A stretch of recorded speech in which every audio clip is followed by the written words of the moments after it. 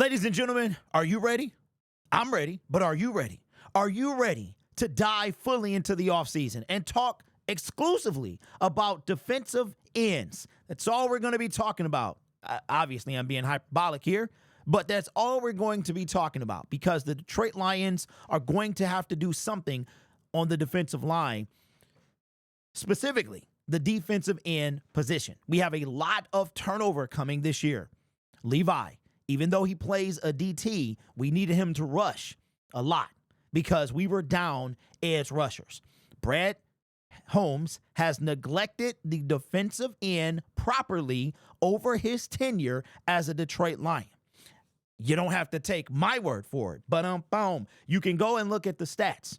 The stats simply show that Brad Holmes has neglected to properly. He's done all of these other things. His drafts are impeccable for the most part. 2024 to be determined for the most part. But I will give him his praise there. And just like you guys criticize me in the comment section, I'm going to criticize him that exact same way. There is no time for discussion. If you are disagreeing with me, I'm guessing you just want to do it because you have nothing else to do. It's just that simple. Not trying to be a dirtbag, just trying to speak facts. Not feelings, but facts. The Detroit Lions are going to have to get a pass rusher. I have been talking about it not year one, not year two, not just year three, but 4 off seasons now. I have been talking about this. It's time for Brad Holmes to get it done. With that being said, he is going to have some options this offseason. Not as many as last offseason, but he's still going to have quite a few impact players that he could get. The question is, will he channel his inner genuine and pony up? Because he going to have to pay some money for somebody quality to come in here. Now, it's unclear if Marcus Davenport would have lasted an entire season if he wouldn't have gotten hurt by the player who chopped his arm. That's what it looked like to me. Marcus Davenport, the previous 2 seasons, did not play a full season. So, has yet to be determined. We don't know. We never will. But the Detroit Lions are going to have an opportunity to get some impactful players. Not a lot on the list. I would count about 5 that will be potentially available after free agency begins. Not like a Myles Garrett, who allegedly isn't getting traded. Not like a Trayvon Walker or a Trey Hendrickson or a Max Crosby, or the list goes on and on of players that would have to be acquired via a trade if they're not cut. But there will be players that are available. Now you can see the free agent spotlight we're going to do. Josh Sweat. If I have time, because this is a one-man show, I will try to do a film video on Lions Syndicate Film Room of whatever player we're talking about. And I'm going to try to do that, but I've got family life, regular life, and content life as well. So I'll try to do that. This is a guy that the Detroit Lions could get their hands on that could make a significant impact for the team. We talk about Zadarius Smith and the possibility that the Detroit Lions can move on from him or do like a cut and re-sign. Whatever they have to do to keep him on the team. So if it is indeed a cut and re-sign, then that's fine. If Zadarius obviously agrees with that. But if it is just a cut, we are going to have a problem because Brad Holmes had to know this when he traded for Zadarius Smith. Now, if that was his Hail Mary to make the Super Bowl at the trade deadline, that's pretty sad because that just tells you that it has been neglected. A lot of you I made a video and you guys were like, are you forgetting about Aiden Hutchinson? Of course not.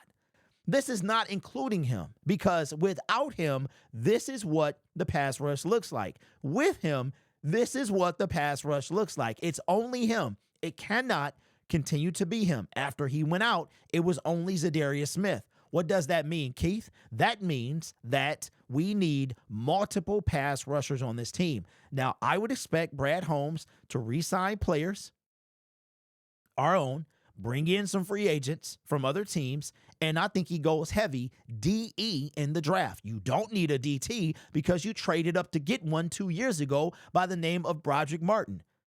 96 overall. Listen, not feelings, facts. Year 3, is the year that you makes or breaks a player, right? Especially a project like Broderick Martin. You got to come in. I'm not holding Kobe Sorsdahl to that same standard because he was a 5th-round pick who we did not give up any trade capital for.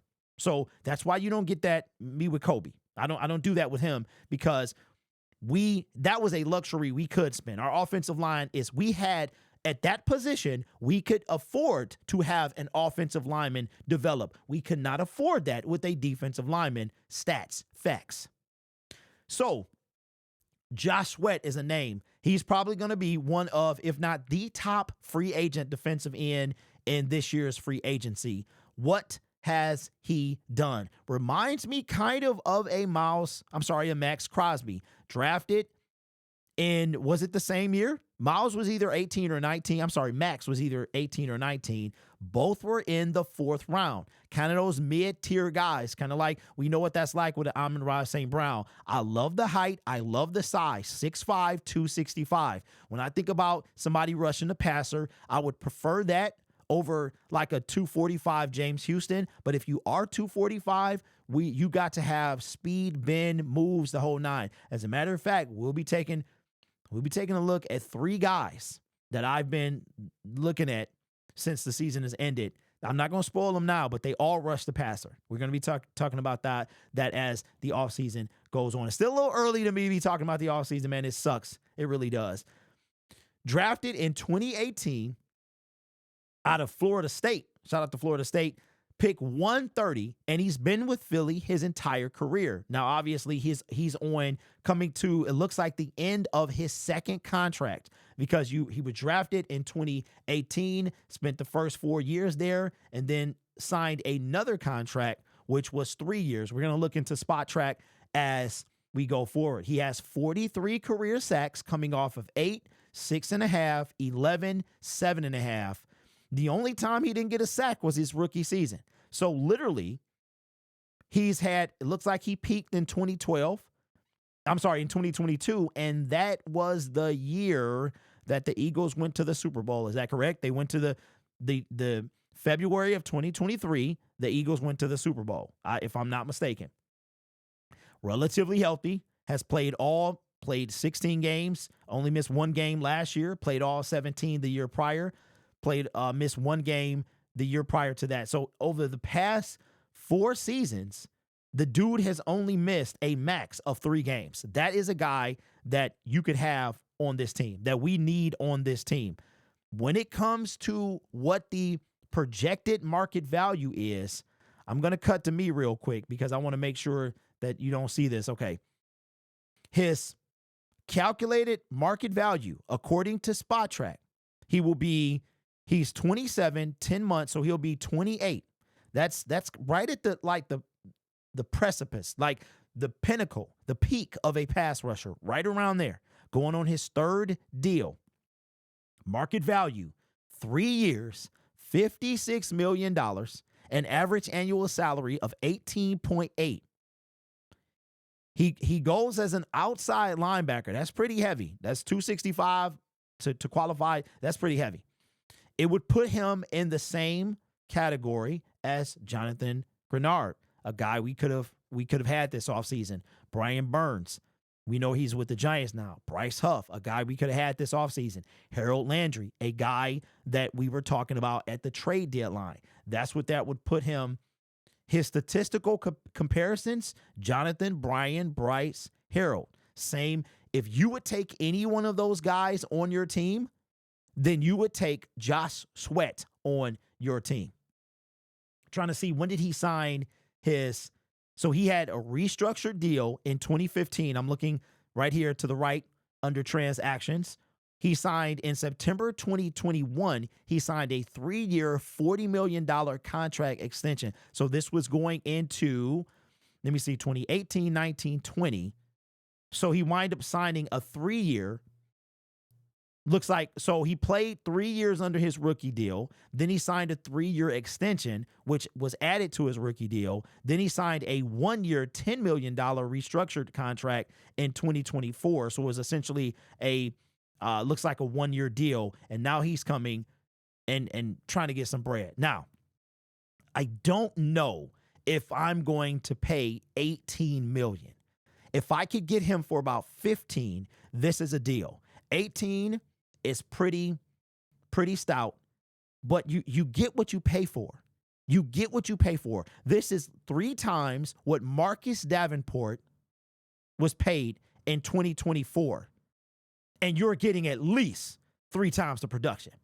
The dude is healthy, produces. You might have to pay this. And when it comes to pass rushers, this is low on the totem pole, on the scale. Max Crosby, Myles Garrett, TJ Watt, a lot of players, I believe, are making more than Josh Sweat would be making right now under their current contract. I would try to talk him down, maybe. If he signed a 40-year contract extension, and since he signed that contract extension, what has he done? So he signed a contract extension, again, that was in September of 2021. So that's as the season was beginning in 2021. What did he do? 7.5 sacks. So since he signed his contract extension, he has had 8, where are we at? Okay, 13, 14, 25, 33 sacks. The majority of his sacks have come with that contract extension. Which means that he's probably going to want more than $40 million. I would be happy if the Detroit Lions did this. They probably won't, because Brad has proven he has not done this, but he needs to. He needs to, because after that, here's how we could go into. This is what I would do. You're going to have to get a quality pass rusher. It's you've skimped Brad Holmes' entire regime. He has skimmed with pass rushers. I'm not talking about DJ Reader. He's put more, outside of Aiden Hutchinson, he has put more stock into the interior of the defensive line with the DJ Readers, with the Lane McNeils. But after that, you don't really have. We got 3 really major contributors on that defensive line. Aleem DJ, which is fresh. He's going into year 2. And Aiden. If I'm Brad Holmes, I would sign this guy. You've got Zadarius Smith. You could bring in Josh Sweat to be opposite Hutch. You could still draft a DE or 2. Don't get it twisted. 1 ain't gonna cut it. I would get 1 in free agency minimum. I would get 2 in the draft minimum. Brad Holmes has gone pedal to the metal when it comes between free agency and the draft in the secondary. He's gone pedal to the metal. Emmanuel Mosley. And this is Brad Holmes' draft in the secondary. Emmanuel, I'm just off the top of the head, so I might miss 1 or 2. Emmanuel Mosley. Kirby Joseph, Brian Branch, Cam Sutton, Emmanuel Mosley again, Ennis Rakestraw, Carlton Davis, Amik Robertson, Terrion Arnold. If I missed any, put it in the comment section. You continue to throw draft picks, draft capital, and free agency, and you continue to attack the secondary. It was our worst position. I understand. Now we're going into year 4 of your regime now. You need to get this done. 21, 22, 23, 24. I'm sorry, we're going into year 5 of your regime. Your first draft class is over with. You need to go pedal to the metal when it comes to the defensive line. What I would do is I would get a Josh Sweat. I would see if I can get another kind of filler piece, maybe like a Khalil Mack, or you could go with, you couldn't get Aziz and Josh. So if you do Josh, you're not going to get another top tier in free agency. Maybe you bring back one of the guys, but you also have Zadarius Smith, who now he can come in and play 33, 40 snaps a game. You got Josh Sweat out there, Aiden Hutchinson out there, whoever you draft. They might need some time like a Dallas Turner. They might not come out and be a Will Anderson Jr. or a Hutch or something like that. They might be, although I don't feel like we have time to develop a guy. What I'm saying is all the pressure would not be on the newcomer rookie. That's what I would do. I don't think Brad is going to do this, but I'm just going to tell you like this. I am not the maker of the rules. I just say what needs to be said. Brad Holmes is going to eventually run out of time.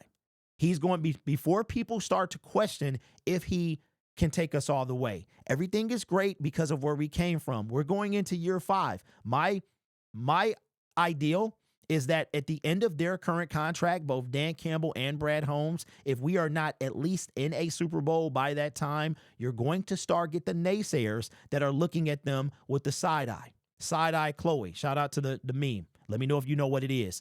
So look it up. Side eye Chloe. They're gonna start giving Brad Holmes the side eye Chloe face, because in this business, it is results. We've gotten them thus far, but now it's time to go all the way. You don't get the first seed and not go all the way. At least make the Super Bowl. Look at what's happening now. The first and second seeds in the AFC and NFC are in the Super Bowl. That should have been both first seeds. And the reason we didn't get there, miss me with the Jared Goff turnovers, I understand. The reason we didn't get there is because we couldn't get any ourselves, because our defensive line is incapable of creating them. Most of them were created because we got a ball hawk dog. We got 2 ball hawks. Our safety tandem together had 13 interceptions. And most of them got because they're just dogs back there. Imagine a dog secondary and a dog defensive line. We going all the way.